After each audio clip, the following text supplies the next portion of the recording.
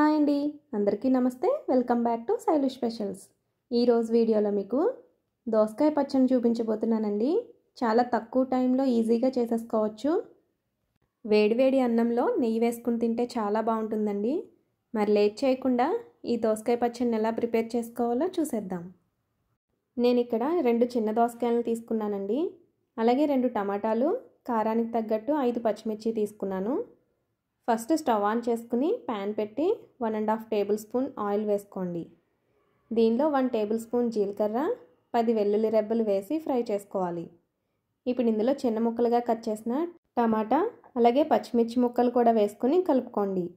టమాటా తొందరగా మగ్గడం కోసం కొంచెం పసుపు అలాగే టేస్ట్కి సరిపడా సాల్ట్ వేసుకుని మళ్ళీ ఒకసారి కలుపుకుని మూత పెట్టి మగ్గించుకోండి. ఇలా టమాటా అనేది కొంచెం మగ్గిన తర్వాత కొంచెం చింతపండు కూడా వేసుకుని మూత పెట్టి 1-2 నిమిషాలు మగ్గించుకొని సరిపోతుంది.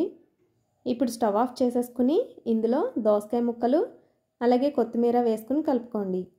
వీటిని కాసేపు పూర్తిగా చల్లారనివ్వాలండి.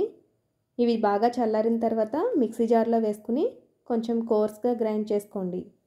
ఇప్పుడు ఈ పచ్చడిని ఒక బౌల్లోకి తీసుకుని దానిలో బాగా సన్నగా కట్ చేసిన దోసకాయ ముక్కలు కొద్దిగా వేసుకోండి. అలాగే కొద్దిగా పచ్చి ఉల్లిపాయ ముక్కలు కూడా వేసుకుంటే టేస్ట్ చాలా బాగుంటుందండి. ఇప్పుడు వీటన్నిటిని కూడా ఒకసారి బాగా కలుపుకొని సాల్ట్ చెక్ చేసుకుని అడ్జస్ట్ చేసుకోండి. పచ్చడి తాలింపు కోసం కొంచెం శనగపప్పు, మినప్పప్పు, ఆవాలు, జీలకర్ర, ఎండుమిర్చి, కరివేపాకు వేసి ఫ్రై చేసుకుని ఈ దోసకాయ పచ్చడిలో వేసి కలుపుకోండి. ఇంతేనండి, చాలా సింపుల్గా టేస్టీగా పచ్చడి చేసేసుకోవచ్చు. మరి ఈ గోదావరి పిల్ల యొక్క శైలు స్పెషల్స్ ఎలా ఉన్నాయో కామెంట్ చేసి చెప్పండి. మరిన్ని రెసిపీస్ కోసం శైలు స్పెషల్స్ ఛానల్ని సబ్స్క్రైబ్ చేసుకుని అలాగే బెల్ బటన్ కూడా ఆన్ చేసుకోండి. Thank you for watching.